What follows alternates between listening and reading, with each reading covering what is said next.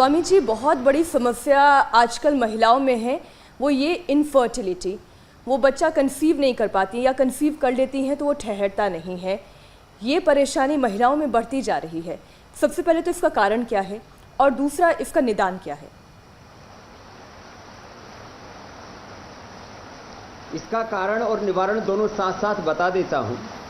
कपालभाति और अनुलोम विलोम, आप अनुलोम विलोम करते रहिए मीनाक्षी जी। और हमारे यहाँ पर भी हमने नीतिका जी और अर्पिता जी, हमारे देवी विभूति जी, इनको बुला रखा है बेटियों को, ये भी आपके साथ साथ कर लेंगे। आप अनुलोम विलोम कीजिए, मैं इसका कारण और निवारण दोनों बता रहा हूँ। एक तो कपालभाति अनुलोम विलोम करना है माताओं बहनों को जिनको इनफर्टिलिटी है, इससे हार्मोनल इम्बैलेंस भी दूर होगा।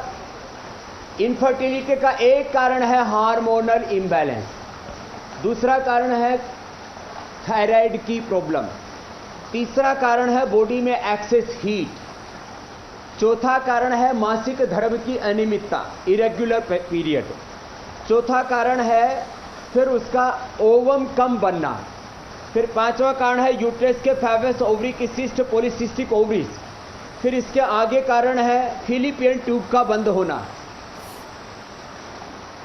मोटापा। और इन सब कारणों का एक साथ निवारण होता है कपालभाति और अनुलोम विलोम से। इसलिए प्रारंभ में सुशांत जी ने कहा था कि योग ब्रह्मास्त्र है, और इस ब्रह्मास्त्र में कपालभाति और अनुलोम विलोम ये दो सबसे बड़े उसके हथियार हैं। तो ये कपालभाति अनुलोम विलोम करें। संसद भवन से लेकर के पूरी दुनिया में एक बार बहुत बड़ी चर्चा हुई थी पुत्र जीवक और शिवलिंग को लेकर के, कि स्वामी रामदेव लड़का होने की दवाई देता है, वो डिस्क्रिमिनेशन करता है लड़का और लड़की के बीच में, और उसके ऊपर केस होना चाहिए और उसको गिरफ्तार करके जेल में डालना चाहिए। तो बहुत लंबे समय तक ये मुद्दा उठा संसद में और इस पर बहुत वाद विवाद हुआ था। दरअसल इसका नाम ही पुत्र जीवक है, ये लड़का लड़की से इसका कोई संबंध नहीं है, और ये शिवलिंगी है।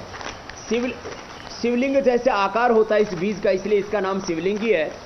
और पुत्र जीवक माने बेटा बेटी, पहले तो जिनको गर्भ धारण नहीं होता और गर्भ धारण होने के बाद गर्भ गिर जाता है, प्रीमेच्योर जो है बच्चा गिर जाता है, कई तरह के उसमें, ये बहुत बड़ा विषय है, पूरा एक शो करना पड़े हम कोई, इतना बड़ा ये विषय है। क्योंकि गायकोनोलॉजिस्ट एक डॉक्टरी की जाती है इसके लिए 5 साल की, उसके बाद फिर स्पेशलाइजेशन होता है इसके अंदर, एमडी की जाती किया जाता है, तो कम से कम 7 साल जिसकी पढ़ाई में लग जाते हैं, उसको हम 7 मिनट में कहने की कोशिश कर रहे हैं। पुत्र जीवक और शिवलिंगी दोनों का पाउडर करके ये 2-2 ग्राम सुबह शाम गाय के दूध से ले लें। वापस मैं कह रहा हूँ, इसका लड़का लड़की से, मेल फीमेल से इसका कोई संबंध नहीं है। जिनको इनफर्टिलिटी है तो इससे हार्मोनल बैलेंस भी होता है, इससे मासिक धर्म भी अच्छा होता है, इससे यूट्रस ओवरी में किसी भी तरह की कोई प्रॉब्लम है, अंडा कम बनता है, वो समस्या भी दूर होती है।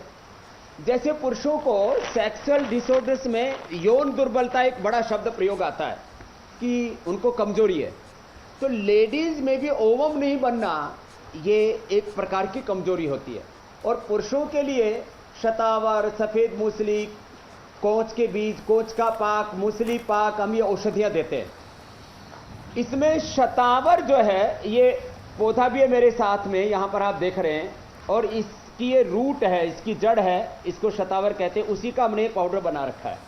तो ये शतावर का प्रयोग लेडीज को 2-2 ग्राम सुबह शाम जरूर करना चाहिए। ये जबरदस्त है लेडीज की किसी भी प्रकार की दैहिक दुर्बलता को दूर करने के लिए। और एक शब्द प्रयोग होता है, जैसे युवाओं के लिए यौवन शब्द प्रयोग होता है, तो बहनों के लिए कौमार्य शब्द का प्रयोग होता है। जैसे हमारे बहन मीनाक्षी जी और भी हमारे इस देश की जो बहुत सजग सावधान है हेल्थ के बारे में, विवाह होने के बाद में भी उनका कौमार्य बरकरार रहता है, यौवन बरकरार रहता है।